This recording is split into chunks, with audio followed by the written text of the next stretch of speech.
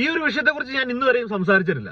ജസീർ ജാസി എന്ന് പറയുന്ന ഒരു പെണ്ണും ആണും അല്ലാത്ത ഒരുത്തൻ ഇത്രയും നാളും ആണായിട്ട് നടന്ന ഒരു കല്യാണം കഴിച്ച് ഒരു പെണ്ണിന്റെ ജീവിതവും തകർത്ത് ഏറ്റവും അവസാനം പെണ്ണായി മാറി ഇപ്പൊ വേറൊരുത്തന്റെ കൂടെ നടക്കുന്ന ആ ഇത്താത്താനെ കുറിച്ചാണ് എനിക്ക് പറയാനുള്ളത്.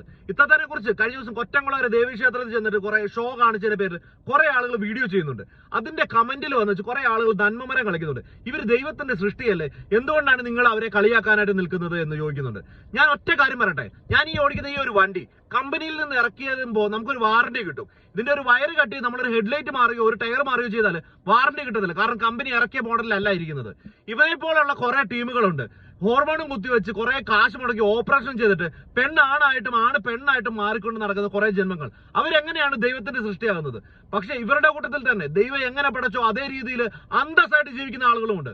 അല്ലാതെ ആണ് പെണ്ണായി മാറിയിട്ട് അങ്ങ് എടപ്പള്ളി തൊട്ട് ആലുവ വരെയുള്ള മെട്രോ പാലത്തിൽ അടിയിൽ പോയിട്ട് രാത്രി കൈകൊട്ടി വിളിക്കുന്ന കുറെ ടീമുകളുണ്ട്. ഇവരെ ഒന്നിനെയും ദൈവത്തിന്റെ സൃഷ്ടിയായിട്ട് കാണാൻ പറ്റത്തില്ല. ഇനി ഇതിനെക്കുറിച്ച് വിശദമായിട്ടുള്ള കാര്യം കാണണമെന്നുണ്ടെങ്കിൽ ഞാൻ സംസാരിക്കുന്നുണ്ട്. എന്റെ വീഡിയോയിലേക്ക് നോക്കിയാൽ മതി, എന്റെ ചാനലിൽ കാണും.